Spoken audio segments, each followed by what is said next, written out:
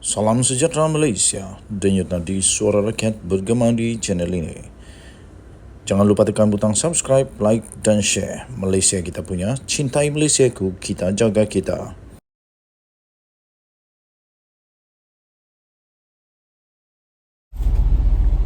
Salam sejahtera Malaysia, denyut nadi suara rakyat terus bergema di channel ini.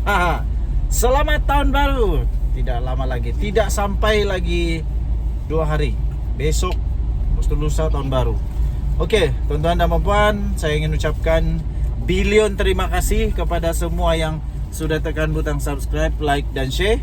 Bagi yang belum, saya mohon bantuan daripada anda untuk tekanlah butang subscribe, like dan share.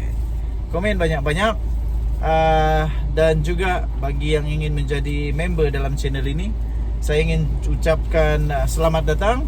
Dan saya harap anda tekan butang member, kerana bermula tahun depan kita akan memberikan goodies, giveaway, souvenir, stickers dan macam-macam lagi. Okey, akhirnya habislah Tuan Ibrahim kali ini. Habislah Menteri PAS ni kali ini. Habislah kerajaan yang diterajui bersama, yang menjadi dipimpin bersama oleh PAS ini. Habislah kena jawab kali ini. Isham Jalil, dia bersuara memang. Ada 2 orang yang di Malaysia ini yang bila bersuara bergegar satu Malaysia. Nombor 1 Rafizi, nombor 2 Isham Jalil. Kerana diorang dua-dua ini bila bersuara betul-betul berfakta. Sebab diorang kan memang pandai berdebat. Jadi Isham Jalil kali ini kantuikan sampai Tuan Ibrahim pasti akan bingung macam mana mau jawab. Pasti bos PAS ini atau orang besar PAS ini akan bingung lah macam mana mau jawab. Sebab kenapa? Isham Jalil gesa supaya Tuan Ibrahim senaraikan syarikat yang terima projek tebatan banjir.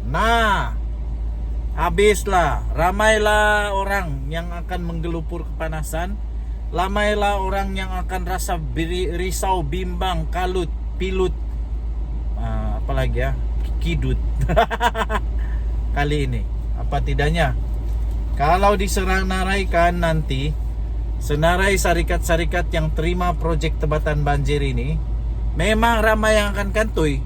Sebab salah satu yang ada Datuk Seri Anwar Ibrahim, Perdana Menteri Malaysia sebut, dia kata kerana itu adalah projek rundingan terus, tidak tender dibuka, yang dapat manfaat keluarga-keluarga lah, menantu-menantu lah, macam-macam lagi lah yang dapat manfaat.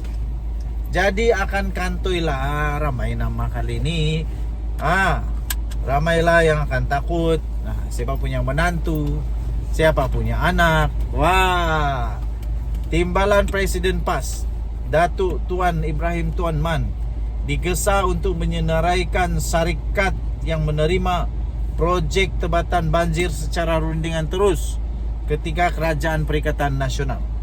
Malah Ketua Penerangan UMNO iaitu Isham Jalil turut juga meminta agar bekas Menteri Alam Sekitar dan Air itu memberikan penjelasan berhubung perkara berkenaan yang dimaklumkan dalam parlimen kemarin yang membabitkan perbelanjaan 15 bilion.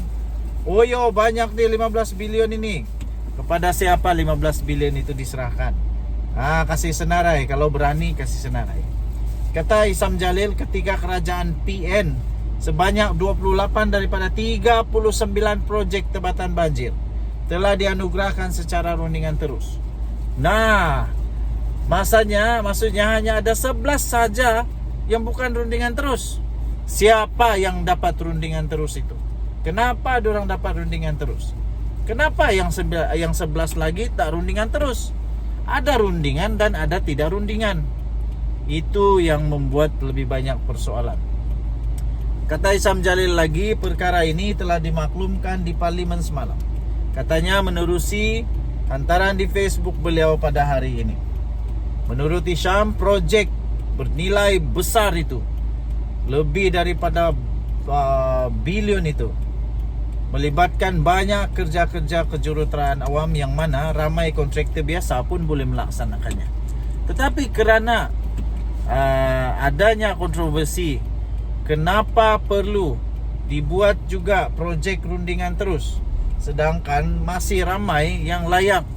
Masih ramai yang layak. Jadi kenapa perlu rundingan terus? Satu. Kedua, karena rundingan terus itu dapat juga dibongkar oleh Anwar Ibrahim bahwa kalau bukan rundingan terus, kemungkinan besar boleh dijimatkan sehingga 1,8 bilion. Sebab itu Isyam Jalil tanya, mengapa anugerah projek tembatan banjir secara rundingan terus dibuat? Dia tanya lagi, siapa yang dapat kontrak berbilion-bilion ringgit secara rundingan terus ini? Sebelum ini Perdana Menteri Anwar Ibrahim menyatakan mengarahkan beberapa kelulusan projek tembatan banjir bernilai 7 bilion tidak diteruskan. 7 bilion tidak diteruskan. Kenapa? Sebab rundingan terus itulah supaya dapat dijimatkan nanti. Beliau dipetik berkata ia membabitkan kelulusan secara rundingan terus yang telah dibuat sebelum ini. Tuan-tuan dan puan yang dihormati sekalian, reaction saya, ulasan saya kepada perkara ini, yaitu Isyam Jalil minta supaya disenaraikan, saya 100% setuju kasih senarai. Sebab ini bukan melibatkan keselamatan rahsia negara. Lainlah kalau Kementerian Pertahanan. Memang kalau Kementerian Pertahanan, kerana ianya isu yang amat bahaya, isu sensitif dan boleh mengakibatkan kedaulatan negara Malaysia terjejas, okeylah, itu boleh dibuat secara rundingan terus. Tetapi untuk tebatan banjir, tang mana yang perlu sangat nak buat cepat sampai tak payah buat open tender?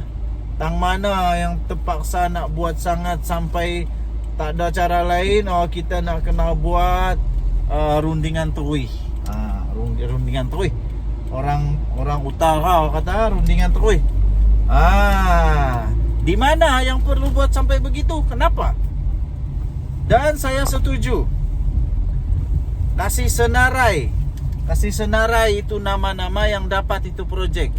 Alasannya pertama, untuk bersihkan nama Tuan Ibrahim sendirilah, supaya dapat membuktikan bahawa Tuan Ibrahim itu bersih, suci, murni dan tak bercela-cela. Semua yang dia buat betul semuanya.